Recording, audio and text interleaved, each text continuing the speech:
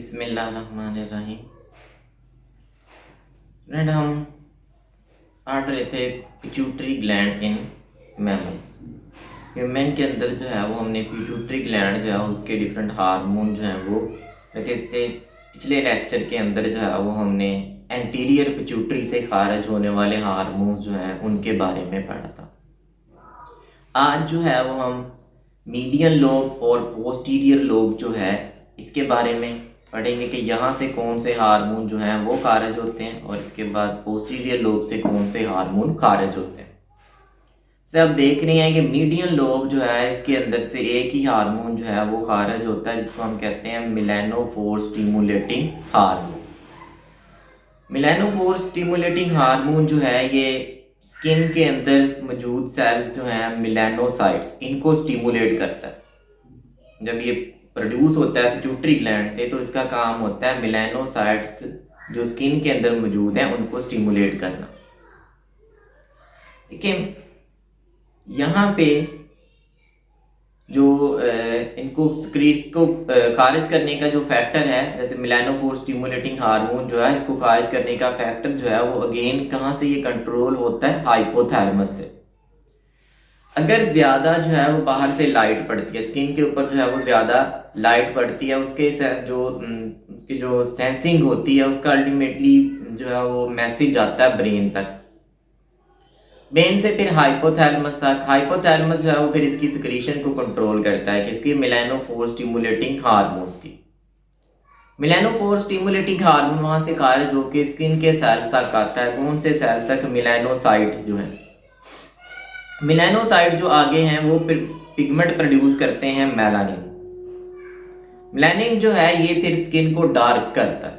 तो ज़्यादा excessive light हो तो उस वक्त जो है वो सेंसिंग होती है, अल्टीमेटली ब्रेन तक जो है वो पैगाम जाते हैं। तो ब्रेन एक प्रोटेक्शन मैकेनिज्म के तौर पर जो है वो हाइपोथैलेमस से जो है वो आगे फैक्टर रिलीज करवाता है, वो फिर सिक्रीशन का बायस बनते हैं किसकी, इस हार्मोन जिसको हम कहते हैं मेलानोफोर स्टिमुलेटिंग हार्मोन। ये मेलानोफोर स्टिमुलेटिंग हार्मोन ब्लड स्ट्रीम के जरिए से जो है ये पहुंचता है मेलानोसाइट सेल्स तक। मेलानोसाइट सेल स्किन में हैं, वो फिर प्रोड्यूस करते हैं मेलानिन पिगमेंट, और मेलानिन पिगमेंट जो है वो डार्क ब्राउन कलर का होता है जिसकी वजह से स्किन का कलर जो है वो डार्क ब्राउन जो है वो होने लग जाता। इतना ये जो है प्रेगनेंसी के अंदर जो है वो भी मेलानोसाइट जो हैं वो स्टिमुलेट होते हैं। प्रेगनेंसी के ड्यूरिंग भी जो है वो ये हार्मोन जो है वो मेलानोसाइट्स को स्टिमुलेट करता है मेलानिन पिगमेंट प्रोड्यूस करने के लिए। उसके जो उस वक्त दौरान भी स्किन जो है वो डार्क होती है। एडिसन्स डिजीज में भी जो है क्या होता है कि ज़्यादा मेलानिन बनने की वजह से मेलानोसाइट से, और मेलानोसाइट जो है वो पिगमेंट ज़्यादा क्यों बना रहे होते हैं क्योंकि उनको ज़्यादा अवेलेबल हो रहा होता है मेलानोफोर स्टिमुलेटिंग हार्मोन। तो एडिसन डिजीज में ड्यूरिंग प्रेगनेंसी और जहाँ पे ज़्यादा लाइट जो है वो आ रही हो उस जगहों पे इन कंडीशंस के अंदर जो है वो मेलानोफोर स्टिमुलेटिंग हार्मोन ज़्यादा प्रोड्यूस होगा, वो मेलानोसाइट्स को स्टिमुलेट करेगा। मेलानोसाइट्स आके जो है वो पिगमेंट प्रोड्यूस करेंगे मेलानिन। मेलानिन जो है वो हमारी स्किन को एक्सेसिव लाइट जो है उसकी रेडिएशन जो है उनसे सेव करता है। पोस्टीरियर लोब पे आए तो पोस्टीरियर लोब जो है इससे दो हार्मोन खारिज होते हैं, एंटी डायूरेटिक हार्मोन वैसोप्रेसिन कहते हैं और ऑक्सीटोसिन। देखिए ये दोनों हार्मोन जो है आपको याद हो हमने जब मैं बात की थी कि ये हाइपोथैलेमस से प्रोड्यूस होते हैं। तो मैंने यही ख्याल किया जाता है कि हाइपोथैलेमस इनकी प्रोडक्शन करता है और वहां से ये प्रोड्यूस होकर इन्फंटिबुलम के जरिए से ये पहुंच जाते हैं कहाँ पे, पोस्टीरियर लोब में। वहां पे ये स्टोर होते हैं और फिर हाइपोथैलेमस से मैसेज पे ही जो है वो ये आगे रिलीज किए जाते हैं। तो प्रोडक्शन जो है इनकी हम कंसिडर करते हैं कि ये कहाँ से होती है, हाइपोथैलेमस से। तो अब हम बात करते हैं एंटी डायूरेटिक हार्मोन की कि ये क्या करता है।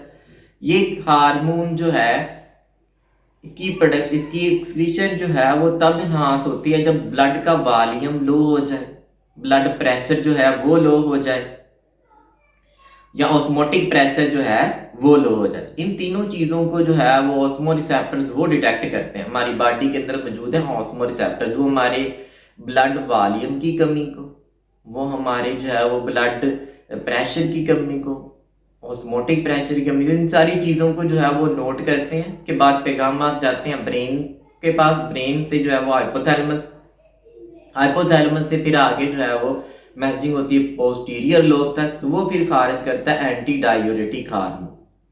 एंटी डायूरेटिक हार्मोन जो है वो जाके डायरेक्टली किडनीज पे एक्ट करता है, वहां से वाटर की रीअब्जॉर्प्शन को तेज करता है। जब वाटर की रीअब्जॉर्प्शन होती है, रीअब्जॉर्प्शन स्पीड अप होती है, ज्यादा पानी जो है वो बॉडी सेव करती है। तो ये सारा काम उस वक्त हो रहा है जब पानी की कमी है। पानी की कमी है, ब्लड प्रेशर कम हो जाएगा, ब्लड वॉल्यूम लो होने का खतरा था। तो इस कंडीशन में जब वाटर कम है उस वक्त एंटी डायूरेटिक हार्मोन ज्यादा जो है वो प्रोड्यूस होगा, वो किडनी से रीअब्जॉर्प्शन को तेज कर देगा और ज्यादा पानी जो है वो बॉडी सेव करना शुरू कर देगी। और अगर इस हार्मोन की जो है वो कमी हो जाए, कम खारिज हो, तो फिर जो है वो क्या होगा कि जो रीअब्जॉर्प्शन है वाटर की वो रुक जाती है। अगर इस हार्मोन की कमी हो तो फिर रीअब्जॉर्प्शन वाटर की वो रुक जाएगी। जब वाटर की रीअब्जॉर्प्शन रुक जाएगी तो ज्यादा डाइल्यूट यूरिन जो है वो खारिज होती रहेगी, बार बार खारिज होती रहेगी। इस कंडीशन को हम डायबिटीज इंसिपिडस कहते हैं। This is called diabetes insipidus.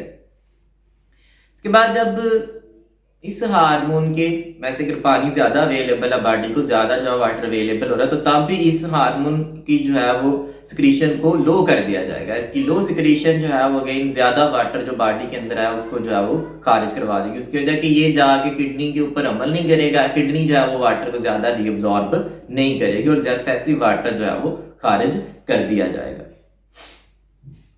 इसके बाद अब हम देखते हैं दूसरा हार्मोन जो कि निकलता है कहाँ से, पोस्टीरियर लोब से। वो कौन सा है? ऑक्सीटोसिन। ऑक्सीटोसिन को हम बर्थ हार्मोन भी कहते हैं। ये हार्मोन जो है ये कब खारिज होता है कि जब पार्चुरेशन हो या सकलिंग का प्रोसेस हो रहा। सकलिंग हम कहते हैं कि जब बेबी जो है वो मदर फीड करता है, ब्रेस्ट फीडिंग करता है, तो उस प्रोसेस को हम सकिंग कहते हैं। तो उस दौरान जो है वो स्टिमुलस मिलता है, उसकी वजह से ऑक्सीटोसिन की प्रोडक्शन इनहांस होती है, उसकी वजह से ऑक्सीटोसिन जो है वो ज्यादा खारिज होता है। तो जब उस कंडीशन में ज्यादा खारिज हो रहा है तो ये मेमोरी ग्लैंड के ऊपर जाके अमल करता है और वहां से उनसे मिल्क की प्रोडक्शन करवाता है।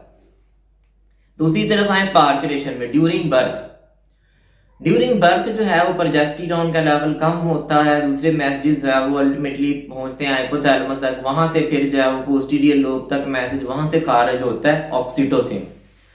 ऑक्सीटोसिन जो है वो क्या करवाता है? Increase stimulated the distension of cervix. ये जो यूट्रस की आउटसाइड ओपनिंग है इसको हम सर्विक्स कहते हैं।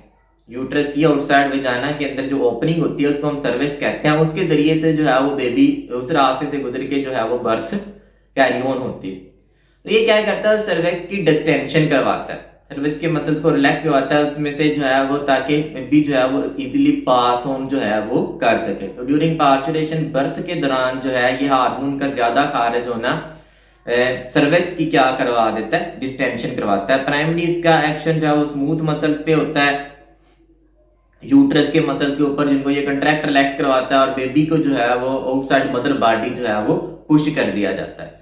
तो दो इसके जो है वो मेजर हमने फंक्शन देखे, एक तो मेमोरी ग्लैंड से मिल्क की प्रोडक्शन करवाना, दूसरा जो है वो इसका काम ड्यूरिंग बर्थ होता है कि जब ये यूट्रस के मसल्स के ऊपर अमल करके उनसे जो है वो उनकी कंट्रैक्शन रिलैक्सेशन करवा के जो है वो बेबी को बाहर पुश करवाता है। दूसरा ये सर्विक्स के मसल जो है उसकी डिस्टेंशन करवाता है, सर्विक्स के लिए ओपन करता है ताकि वहां से गुजर के जो है वो बर्थ कैरी ऑन हो सके। के साथ हमारा ये पिट्यूटरी ग्लैंड जो है वो खत्म होता है। नेक्स्ट लेक्चर में हम स्टार्ट करेंगे थायराइड ग्लैंड। Thank you.